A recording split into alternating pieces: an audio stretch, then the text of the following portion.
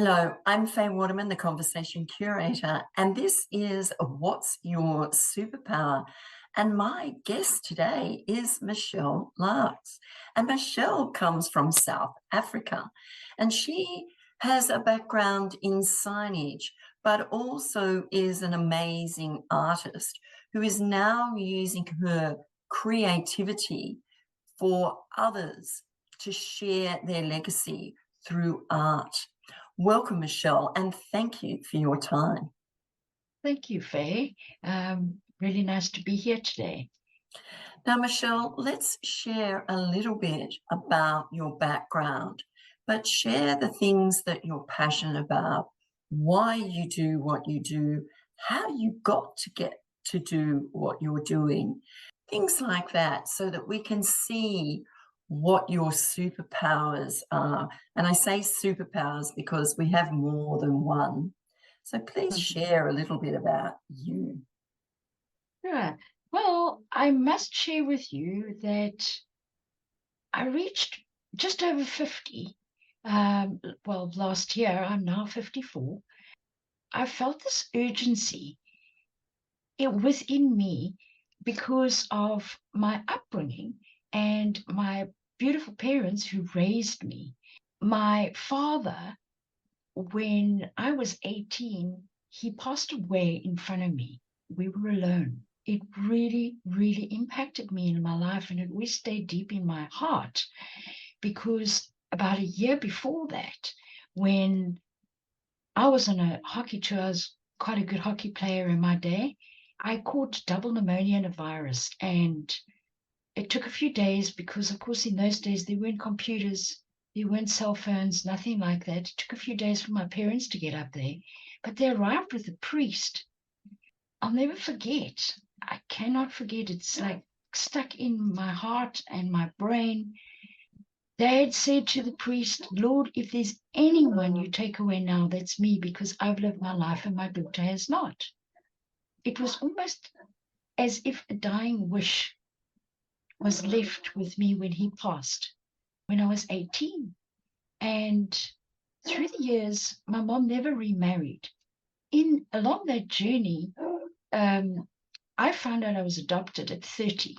But needless to say about that, I still loved my mom, and she started slipping into Alzheimer's. She became my child. And Can I yes, ask you what was it like for you when you found out that you were adopted? hey, I was shocked. I had absolutely no idea. But what I did know is how I realized instantly how both my parents absolutely loved me, and all the unconditional love that they gave me was it was an unbelievable. My world did stop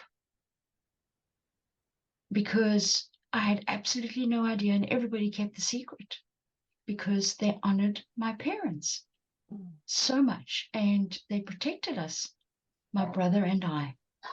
Um, so yeah, that was a very moving moment in my life that shook me, but it didn't change my love for my mom. She said to me back at the memory clinic just after getting her brain scan, and just before took her within the first 2 years for her to completely forget everything, and me and my brother and our lives. Of course, I never forgot, but Mom said to me, Shelley, promise me one thing. You will do something with your art. Which you are doing now. And absolutely. And this stuck with me for years. And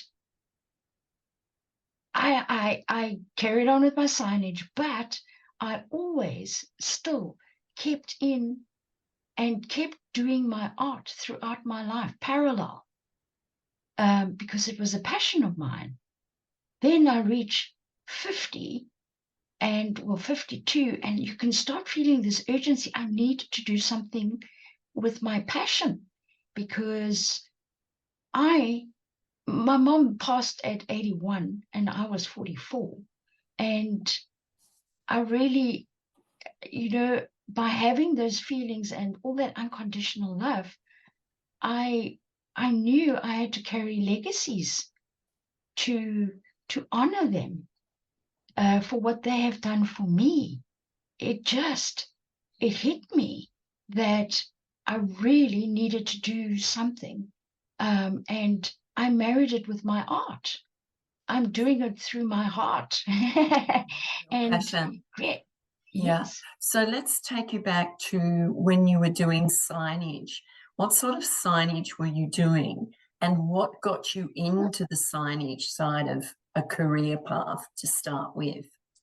What was it? Oh, so I had just finished an illustration course of 4 years. In those days, because there weren't computers, it was very easy for me. I got a job straight away um, as a designer. And basically, I was doing airbrushing. I was doing uh, fonts from a font book, and scaling things and doing beautiful presentations with airbrushing, and you still assisting the factory wherever I could with creating layouts and artwork. Because they would take my artwork and blow it up. In the old days, you used to put it on, like in school when you had those screens with the light, Oh, and, yes, they yes, blow it up bigger. So yeah, they would use my artwork to blow it up bigger to retrace over. And in those days, there weren't many machines like they are now. I mean, there were still CNC cutters, but everything was very basic. yes, But mostly things were done by hand, fabrication of letters like 3D letters, and but we're talking big stuff. I mean, and it was incredible. And then all of a sudden things did start changing and slipped into computers. I mean, when I started in those days, I had 3 hours of training. That was it. And then I had to produce from that. Vinyl cutting machines came in. Okay, digital printing and all that came in. I never really got involved in that side myself as a designer, but I ended up having a team of 3 designers under me, 3 or 4. I was head designer, and then I moved into running a branch for 4 years. And I had 110 staff under me. So it was very, very different then. And everything started, evolving from there. But going back to my art, what I do now is I combine the two. So I have created a beautiful feel of combining by hand and by computer. Only by doing the two books that I've illustrated. By the second book, Have You Seen My Bike? I really developed my style. And I just can feel that I bring the energy out of every single illustration that I create and that I create now for people. It's almost as if the images bounce out of the frames. And, with Have You Seen My Bike? It was so nice to come up with the idea of creating the illustrations coming out of Polaroids, because the story was based in the US through Michael Hollingsworth. And what a beautiful story about a boy and a bully, and how he progressed through life going from a tricycle to a bicycle. Just such a beautiful story. the And it really touched my illustrations. heart. Yeah, the Yes. illustrations which I've seen of from that book are amazing, and they're almost lifelike. Really, the illustrations really pop out of off the page, and almost seem real. It's a beautiful, beautiful book. I haven't actually physically seen it, but I've seen it on screen. And the form of art that you do is very creative. You bring something that you see a picture or a story you've been told to life on paper which then you make it pop out. It jumps out so that it seems real. And what a beautiful way to share people's stories or legacies for you. Oh, thank you. Faye, I think, as well, what has really helped me be able to express an emotion from a picture that has been given to me. And or I can create that too, because what I do is I mentor everybody who wants an illustration done. If they can't give me content, I'll help them look for the content, and we create it together, the composition. And I've always found if a composition cannot work, the artwork will not work. Yes. So to be more expressive, I'll do hands bigger to point and pop people out of things, and I will do it that it looks correct, because I was almost asked to be a fine artist, and I know now how to manipulate and play with things from a photograph to make it feel so realistic and more expressive. So if you look at something, I can feel the emotion in it because I've also heard the story.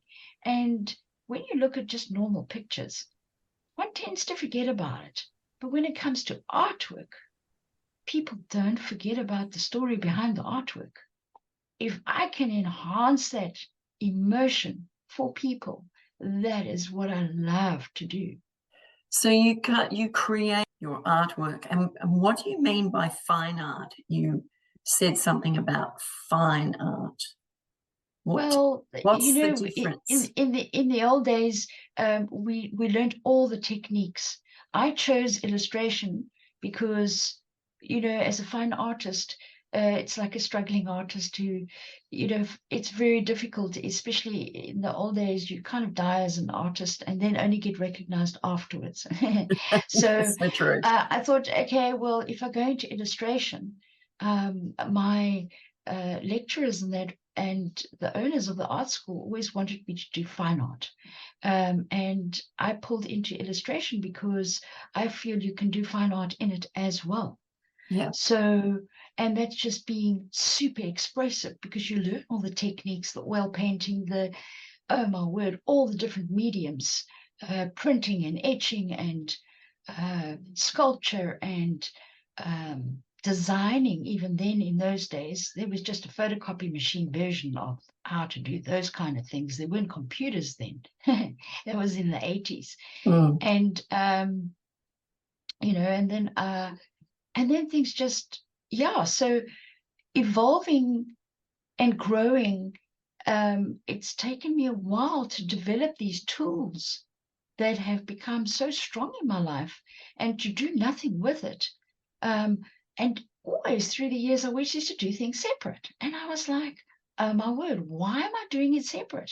Why am I not combining the two? And now that I do, I add a lot of hand squiggles in my artwork. You will see the squiggles. And that to me is kind of fine artish. It gives it my signature. And it helps, for me, it just creates more life. And, a solid color is never a solid color. Because if you think about it, everything is influenced by everything in life. And so is colors. The shading, the light, if it's daylight, if it's night, if you're inside, if you're outside, if it's candlelight, because you learn all these things, and you know that a color is not just a color. If you look at your black, there's so many colors in your black that you're wearing, and the same with my blue shirt and everything. So that's where I will combine colors to bring things out and to life as well. With all my squiggles, and even on a photograph kind of image, I just flip it over though into a watercolor and then bring it back onto computer and then manipulate it more. And when you do things flat in watercolor and all of that, you can create so much effects and that, but I just find the combination of the two really works for me. When you add all those extra sparkles and things, um, it just brings things more to life. And just by combining the two, and also the colors are so brilliant on computer, you can really just enhance things in a very different way. Yeah. And So I just absolutely love it. when you create something, a piece of artwork or an illustration, you listen to the story, you find out the story, and then what comes from that is that piece of art, which is a true expression of how you have listened to the words, read the words, and then you've brought them out so that the illustration then shares those words in a way that create the magic and really enhance the story. Absolutely, it's a marriage of the two. It's a total marriage of the two, because I've got to understand it, I've got to feel it, and then I've got to create that emotion for that author, to have full impact, to carry the story through, with so much emotion and power. And it just helps me pop it out. It just brings me so much joy when somebody looks at my artwork. You'll definitely get a reaction. Oh, absolutely. And I've seen some of your art, and you did a couple of avatars for me, and they're absolutely brilliant. What you are passionate about is bringing the words off the paper into an illustration so that the story has another level to it. That's what I'm hearing, and visualizing Totally. that it has Yes. another story to it when the illustration has been created for that particular set of words. Yes. What is it that makes you so passionate about illustration? And you're saying that, there's the color, there's the different textures, there's the different lighting. You look at an oil painting, which you can make things three-dimensional on a canvas. With watercolor, you can't quite do that. But you're saying when you combine the both watercolor and oils, then you can make that kind of a three-dimensional, incorporating both those paints, I suppose. Or well, what I must tell you is, while I was developing my second book, while I was illustrating that one, I also found, in books, everything is just so small. And when you're busy illustrating, if you want to do it large size scale, it's very difficult to scan it in to put it back in book format. So you've got to work at a specific size so that it can be scanned in. And I think you get up to what, A2 or whatever, A1 even, scanners and things, but that's very rare. So you stick to the A4 and A3 sizes. But so what I started doing is separating each composition. And I would take the faces and separate them so that I have got quality. And I would do the faces A4 size or A3 size, and put it all back together again on computer, so that now I've created something. Even if it's small, if I blow it up 2 meters size, because I know signage, it can be printed large size scale. So it's super detailed and at larger scales. So it's an amazing technique that I've developed, just through going through the struggles of making it better, to create those impacts. And I just absolutely love it. And then also using the same face and transforming it, because when I did Have You Seen My Bike? a video reel was changed into a CD, and then the CD was sent to me. But a lot of videos, and then I had to pause it, and then the quality was not very good. So I really had to bring the quality out best possible. And that was to do the faces separate and then put it all together afterwards. So it's like, a bit of this and a bit of that, and putting everything back together, just to create that beautiful quality and the colors, the brilliance of the colors, bringing it out so that it can bring it more to life, and just be more attractive to look at and not dull. I just absolutely love the feel that has been created. It's different, and I haven't seen many artwork that look similar. Or I know for a fact, because of my squiggles, it personalizes as a signature, that nobody can do it. I mean, they can try and do renditions of it, but then it would be their style and their own squiggles, but it will not be my squiggles. So it's very personalized. Yes, it's interesting, isn't it, that we all have our own uniqueness and our own signature in doing things. There are a lot of artists out there that do beautiful work, and there are a lot of people that put words onto paper and do beautiful work as well. And it's all an expression of who they are that is coming out. And whatever we do, I'm looking at your superpowers. Your superpowers are the passion that you have, and the word determination comes out, but it's not the right word. It is to bring the feel of the artwork. When someone looks at it, it's not just a piece of artwork. It is something that you look at and feel and go, wow. Totally. It's interesting that, I dabble in a little bit of art. I just play. I'm not an artist in any means, but I have an appreciation for beautiful work and words. And so what you do too is another one of your superpowers, is that you actually bring those words to life in illustrations. So the words are not just words on a page, but there's an illustration that shows the meaning of those words in more depth.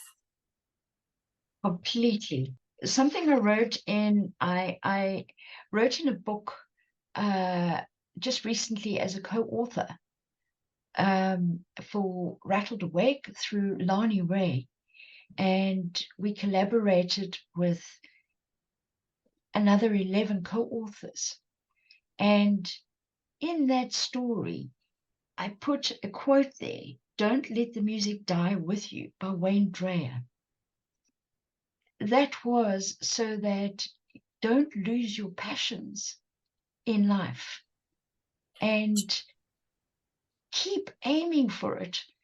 For me, it was all about, I really want to tell people, please, whatever you do, keep with your dreams. And even though you get sucked into a career, I got sucked into signage for 30 years, but I never gave up on my dreams.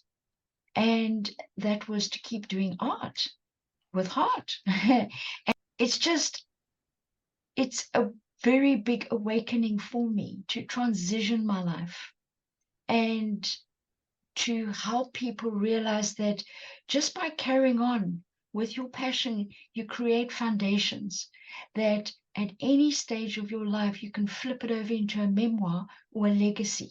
By doing that, that is what's happened with me. Because I've created so many artworks through my 30 years since I had become an illustrator, a qualified illustrator. I created such a big foundation that I never even realized I had. And I want to say to people, please, just, if it's a passion of your family, create those photo albums, create those stories, and never stop doing it, because at any stage, flip it over into a legacy and leave it for your future generations to come. Yes. It's interesting, isn't it, that we have people write their stories, but they just write their stories and they bring out photos and they might add those to the stories because they're relevant. But there's another level that can happen with that as well. And we all have legacies.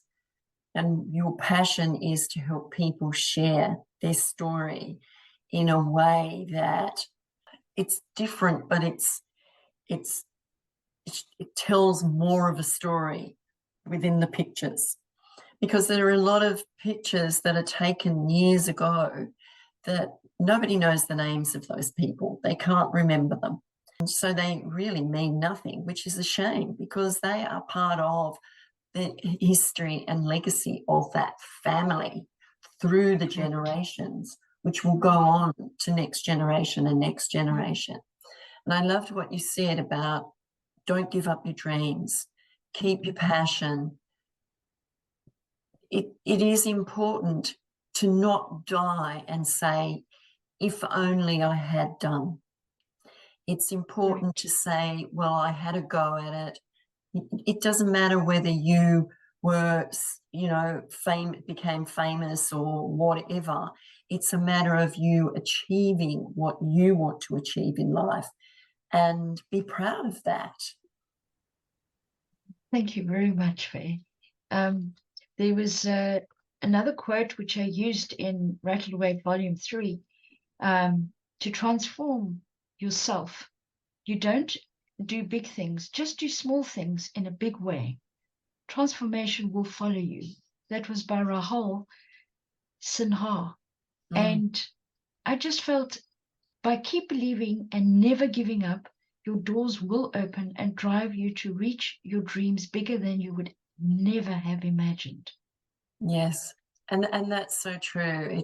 It's about the driving force that you have within you.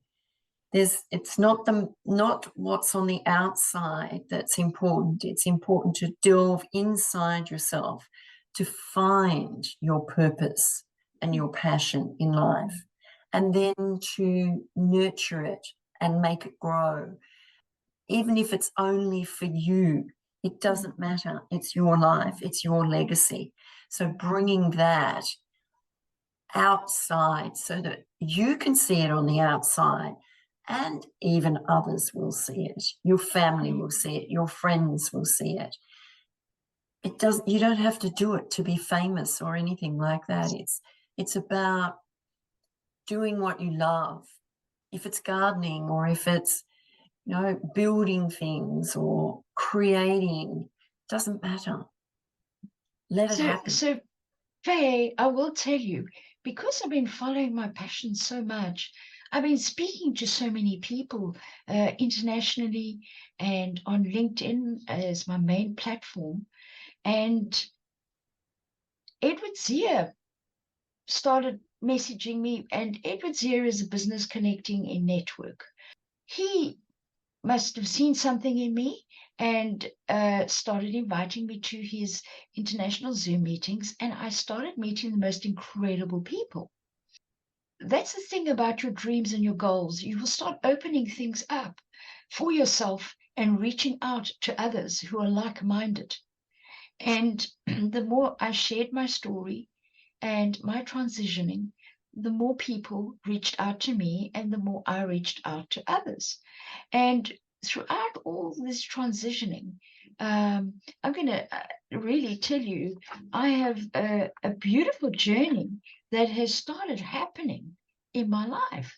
And that is all by following my passion in creating legacies because of my unconditional love that my parents gave to me. I, not only through Ed Zia and his wife Lassie Zia, and meeting all these incredible people, they too have introduced me to other people, and I've gone onto the Happy Network Neighborhood Project and met Misty Henkel and Ian Kingwell and of course David Quinn Watson, and then I got introduced through Christine Bell, who I met through Ed Zia, to the hounds of business community.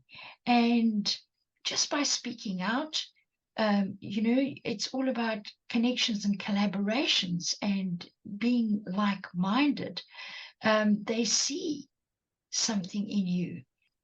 It's so amazing because everybody helps inspire one another. And there's so much goodness out there in helping other people, and people help you, and we all help each other. That is such a beautiful, beautiful way of working.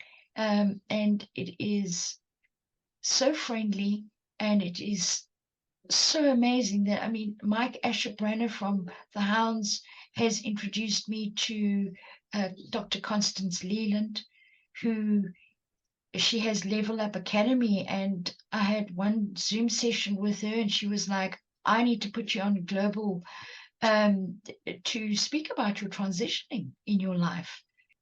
It's like a whole knock-on effect, and by keep creating that momentum, Yes. It just gets bigger and bigger and bigger. It's been a fantastic journey. Yeah, you create the momentum by connecting with people, and you start off with a small community, which then builds into a bigger community, and people get to know you and share your magic and your brilliance with others, because they want people to know who you are and what you do and how good you are. And that happens with, coming together in these communities where people are so willing to share and be happy to pass on your details to somebody else. And that in itself is, I would say, a superpower, because connecting with people, you have to be able to connect and communicate with people. It brings out more of your confidence and your self-worth when you're being recommended to people and communities, taking you globally. These days, it's a global connection. It's not an insular connection of a small community in a town or a state. It is global, which is absolutely fantastic. So, Michelle, what would you say your superpowers actually are? Well, I'm going to say never give up on your dreams at all. Never give up on your dreams. Never give up on your dreams. And keep your momentum going and build on your steps and keep connecting with people and collaborating with others. And your world will open up for you completely, especially if you follow your heart. And that's one thing, isn't it? It's really important to follow your heart and to believe in yourself. Follow your heart, believe in yourself, and that's exactly what you do. You believe in what you do, and it shows when you do your artwork. It's magical. Michelle, I want to say thank you for your time. It's been amazing to have this conversation with you about your superpowers, and you have many. And you've inspired a lot of people as well, the people that you worked with when you were doing signage. I mean, you had so many people underneath you that you probably weren't aware of, that you inspired to do what they may be doing today. Well, I believe that I always put my heart in everything I did, and I always put messages out there for others. And I'll never forget, I worked for a company and I was an installation manager. And something I did do was I prayed universally for my teams that went on the roads before doing their installations. And that was so important to me. And through the years, there was not one injury, and they all came home safely, and their families were safe. And that still stays with me today. And I just love that they still knock on my door every so now and then, not literally, but I'll get a call or a message just to say hi. How are you doing? And they still connect with me, because you carry specific values in your life that Yeah. you can reach out and share with others.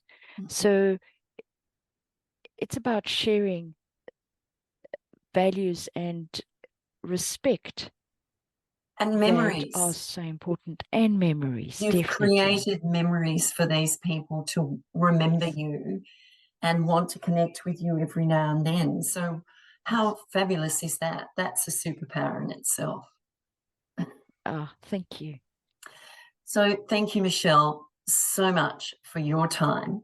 And what a wonderful way to spend your life helping people build their legacies, create their legacies, and take them on a journey of aha moments and creativity and wonder and amazement about their lives. Thank you, Faye. I'm Faye Waterman, the conversation curator. This has been What's Your Superpower? And I'll be back again soon.